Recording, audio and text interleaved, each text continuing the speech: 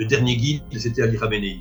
Et après lui, il n'y a personne. Les fissures qu'il y avait à l'intérieur du régime iranien devenir des fractures et maintenant des divisions extrêmement profondes. Les plus durs veulent une victoire, une confrontation des États-Unis, même si c'est suicidaire. Vous êtes spécialiste de l'Iran depuis 1978, je pense. Les Américains disent « ce pays est important dans ma confrontation avec la Chine ». Paradoxalement, l'Iran a inventé de nouveaux proxys. Les Iraniens laissent passer les pétroliers qui vont vers la Chine, entre Poutine qui fait ce qu'il veut, Trump qui fait ce qu'il veut et n'importe quoi. Bientôt, ce sera la Chine qui fera autre chose. La géopolitique de la région est entre les mains de la population iranienne.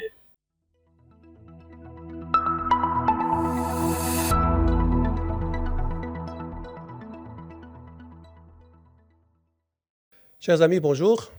3 semaines de guerre israélo-américaine contre l'Iran et les questions se posent.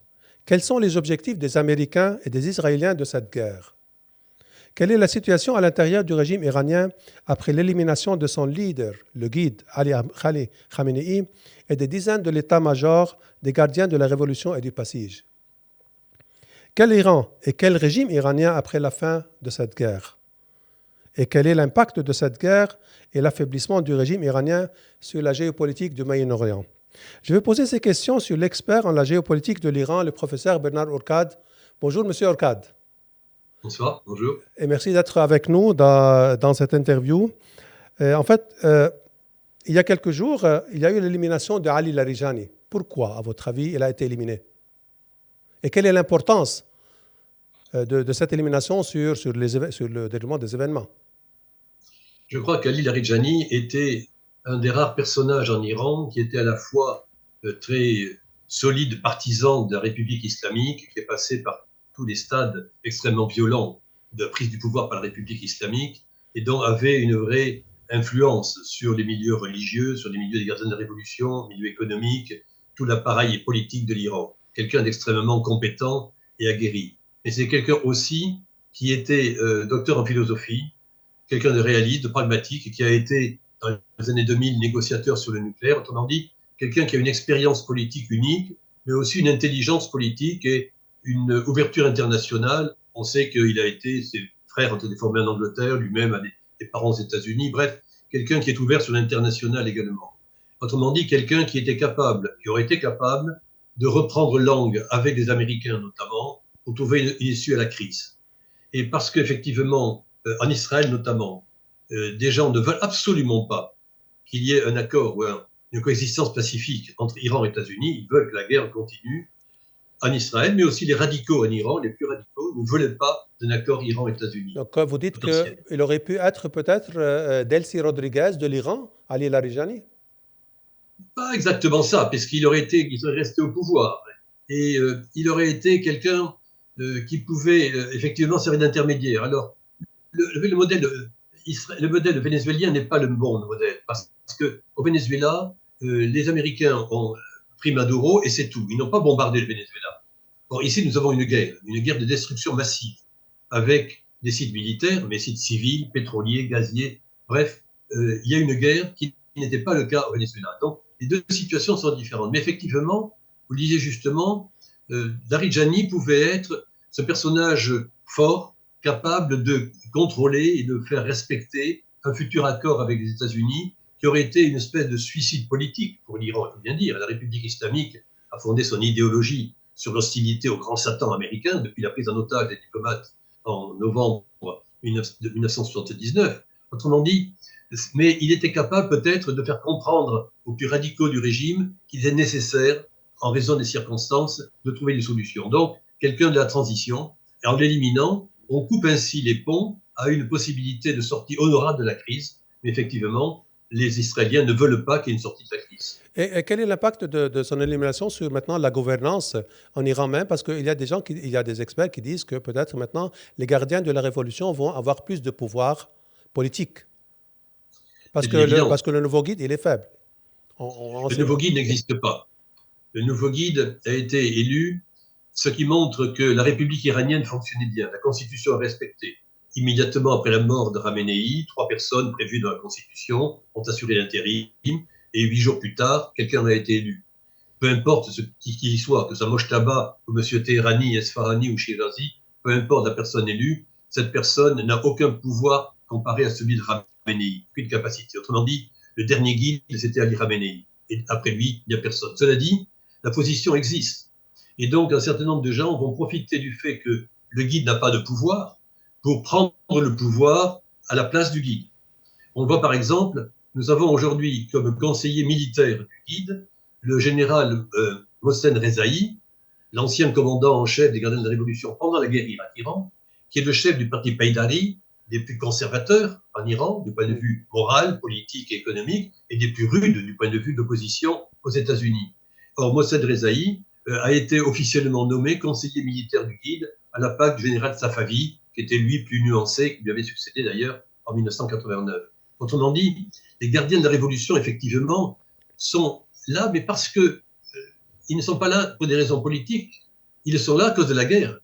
Quand vous avez une guerre, vous avez besoin de soldats qui défendent.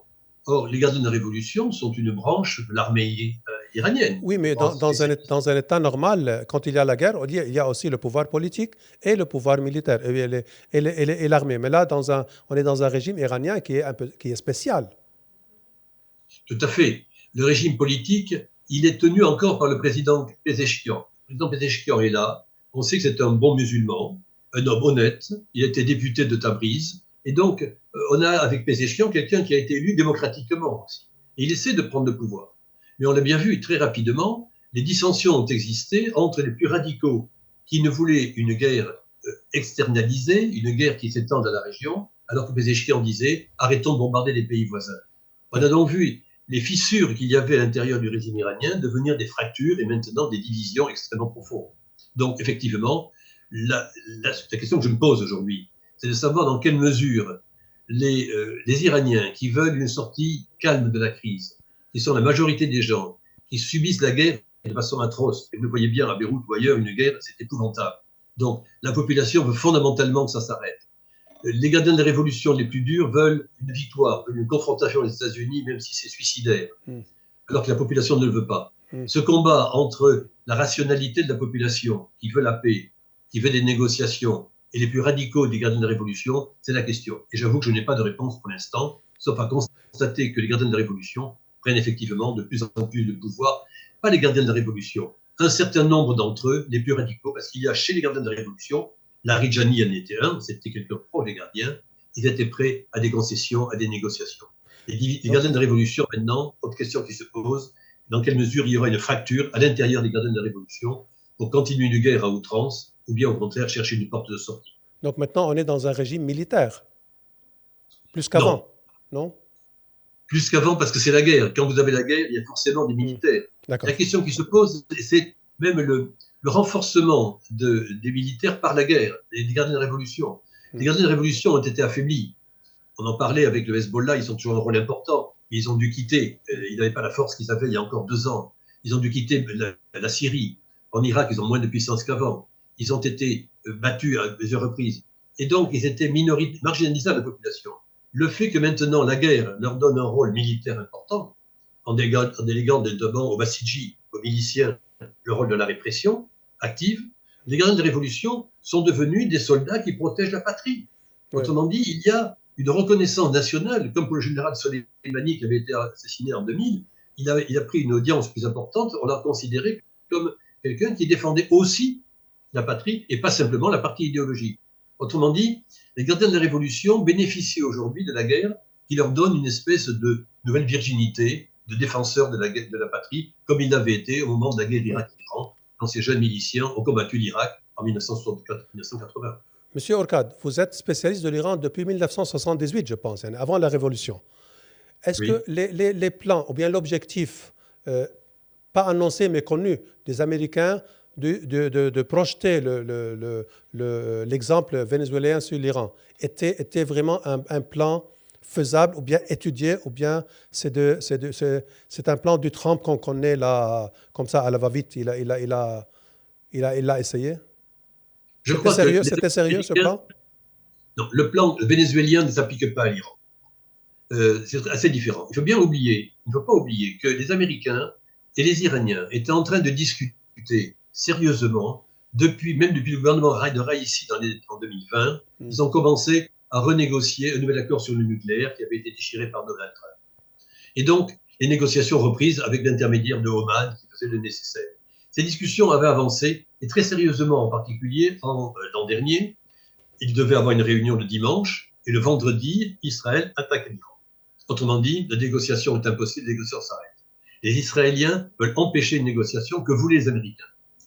Les événements repartent, les négociations repartent, et à ce moment-là, émeute en Iran pour des raisons intérieures, et massacre de la population par les radicaux en Iran qui ne veulent pas non plus d'un accord avec les Américains. Israéliens et radicaux sont ensemble pour ne pas qu'il y ait un accord Iran-États-Unis qui stabiliserait la région. Il ne s'agit pas d'une amitié entre la France et entre l'Iran et Est-ce que ces radicaux ce sont eux? Est-ce que ces radicaux, ce sont eux qui ont mené Trump à cette guerre? Entre autres, les Israéliens. Parce que les radicaux ont empêché la négociation. Les Américains l'ont reprise quand même.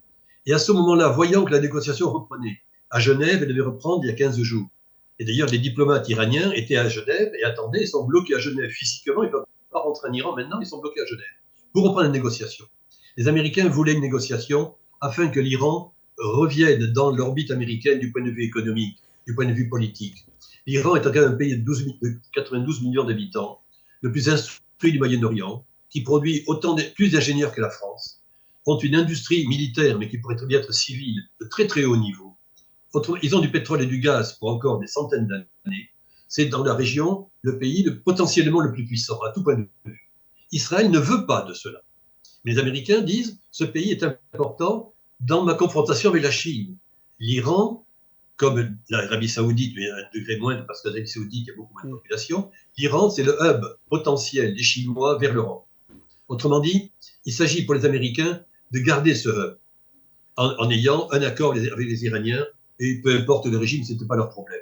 D'avoir un accord avec les Iraniens pour que les entreprises américaines soient là, qui puissent contrôler le pétrole iranien et le gaz qui vont vers la Chine aussi, un moyen de pression après le Venezuela sur l'approvisionnement en pétrole de la Chine. Donc l'Iran est stratégiquement, géopolitiquement important pour les Américains. Pour Israël, c'est très différent.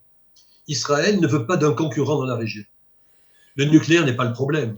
Les Israéliens savent très bien que la bombe iranienne ne va pas tomber sur Tel Aviv prochainement. Ce n'est pas la question. Israël est beaucoup plus puissant que ça. Mais Israël veut que l'Iran soit un pays affaibli, incapable de pouvoir réagir et de jouer son rôle pleinement. On va parler en fait du profit d'Israël de cette guerre. Mais avant, je voulais savoir,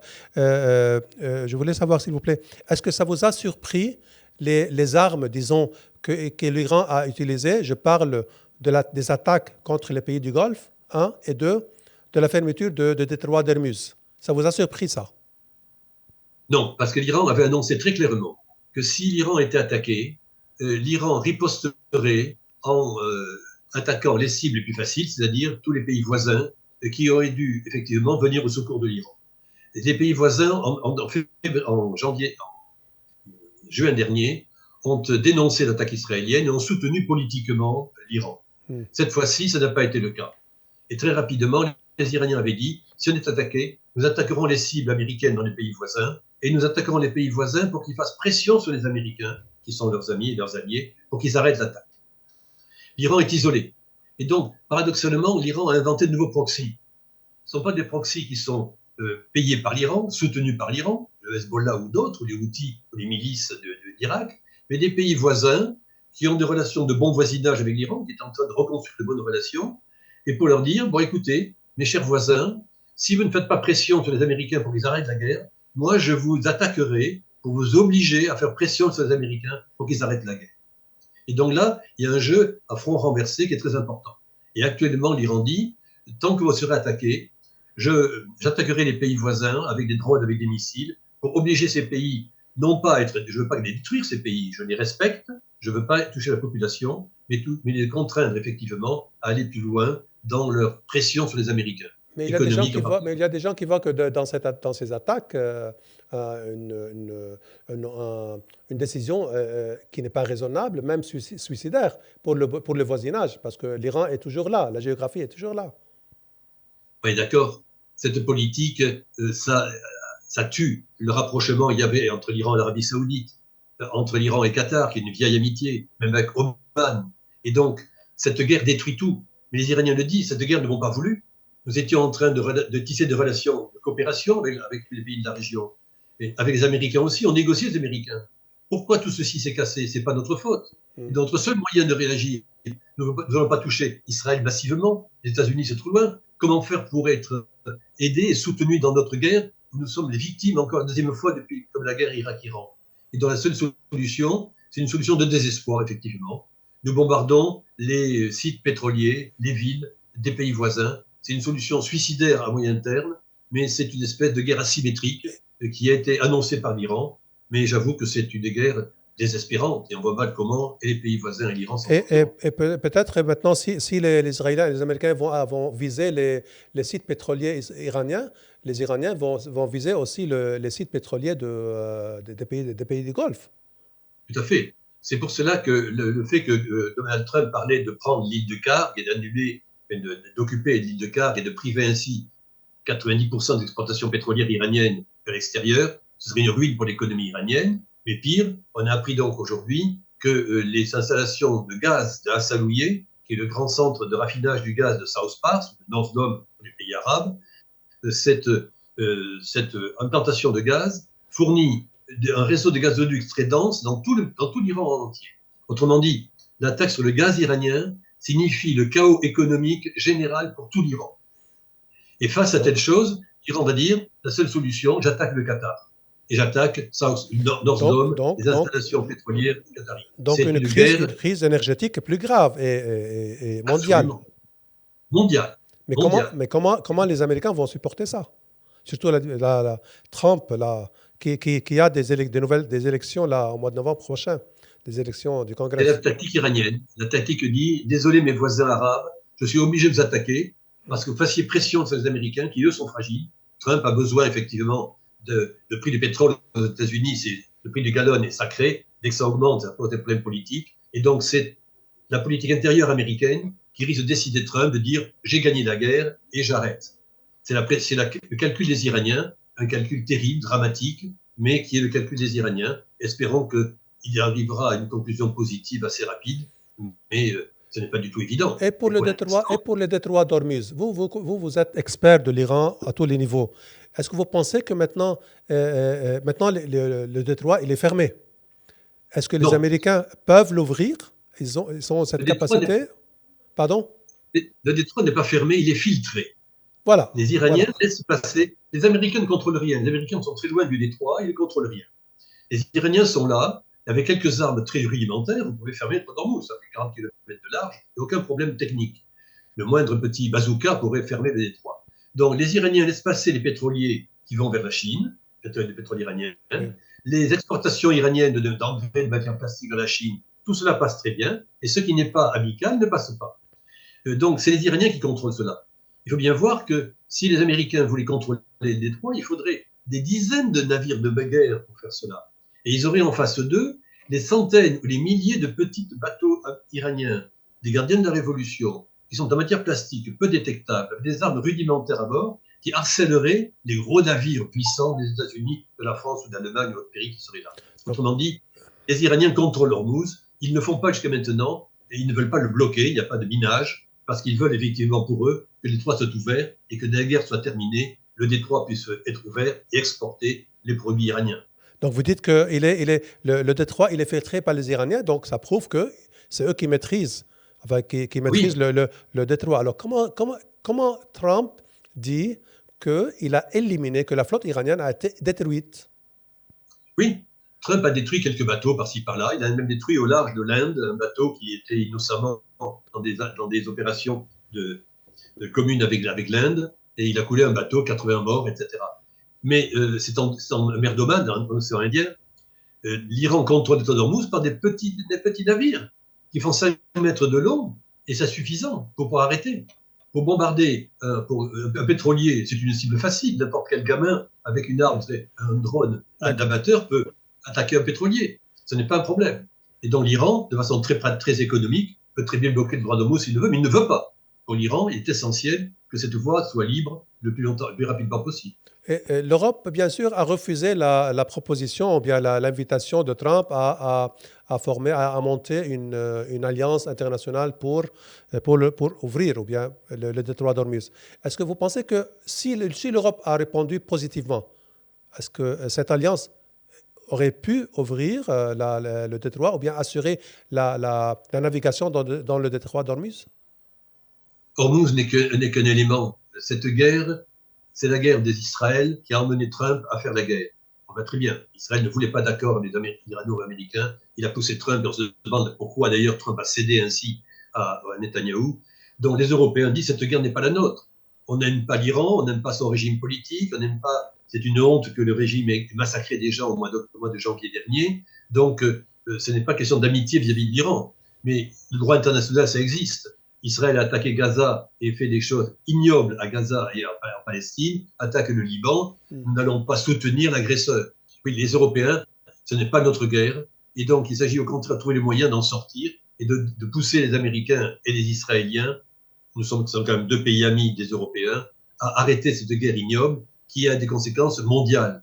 Et donc, le problème de politique locale d'Israël, ou le problème des Américains vis-à-vis de l'Iran ne doit pas être une raison pour mettre l'économie mondiale en danger et impliquer les pays européens dans une guerre qui n'est absolument pas la leur. Mais la guerre continue, Trump n'écoute personne et l'Europe est parmi les plus grands perdants de cette guerre, au moins au niveau énergétique.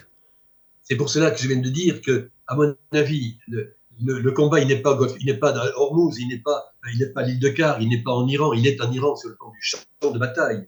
Mais la guerre, elle est politique. La guerre, elle est politique. Elle est convaincre Trump que son intérêt, l'intérêt des Américains, est de dire il faut arrêter cette guerre et éviter d'attaquer ainsi des pays moyens comme l'Iran, des petits pays comme l'Iran, mais qui peuvent ainsi provoquer une guerre, un conflit mondial.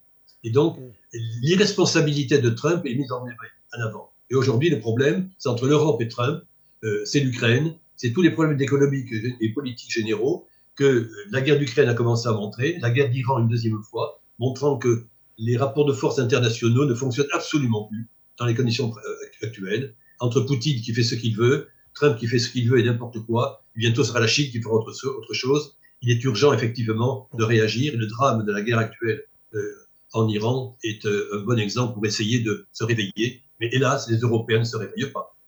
Je passe à une autre question, s'il vous plaît, M. Orkad. Netanyahou, il a dit il y a quelques jours que maintenant l'objectif de la guerre, c'est de préparer le terrain pour que le peuple iranien puisse renverser ce régime. D'après votre connaissance de ce peuple iranien, depuis plus que 50 ans, vous êtes chercheur de l'Iran, spécialiste de l'Iran, est-ce que la situation maintenant, fait que le peuple iranien peut, après cette guerre, continuer, retourner ou bien de nouveau dans la rue et renverser le régime? Quand on a été massacré par les gouvernements iraniens au mois de janvier, il y a eu 3 000, 5 000, 7 000 morts, c'est énorme, un massacre unique dans l'histoire de l'Iran. Et que quelques jours plus tard, vous êtes bombardé. Comment voulez-vous manifester et faire quelque chose quand vous avez à la fois une répression intérieure très forte et un bombardement extérieur très fort? Donc le système est bloqué.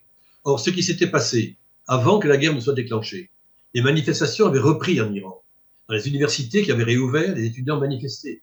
La solidarité pacifique de la population iranienne pour imposer un changement de pouvoir en Iran était en train de se faire. C'est à ce moment-là que la guerre a éclaté et a bloqué une dynamique de changement qui était à l'heure. Là encore, la politique américaine et surtout israélienne a empêché la dynamique de changement en Iran. Et donc aujourd'hui dire, mes amis iraniens, je vous tue, je vous bombarde, et après, faites une révolution démocratique. Mais comment Netanyahou, il dit le contraire maintenant? Il prépare le terrain à ce peuple pour qu'il puisse continuer son action, ses manifestations, reprendre ses manifestations. Essayons d'être honnêtes. M. Netanyahou est un menteur, un voleur, un bandit condamné par la Cour internationale de la justice. Bon.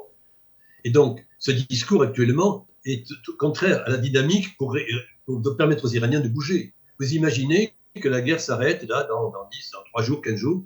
Le pays a été sévèrement bombardé, les infrastructures coupées, les leaders sont tombés, on ne sait plus qui gouverne, les institutions ne fonctionnent plus. Et vous pensez que les Iraniens vont à ce moment-là dire il faut changer de régime? On est entièrement d'accord là-dessus. 90% des Iraniens veulent que ça change, c'est très clair. Mais comment le faire? Les gens en Iran cherchent un changement très profond, rapide et durable. Mais ils le veulent dans le calme.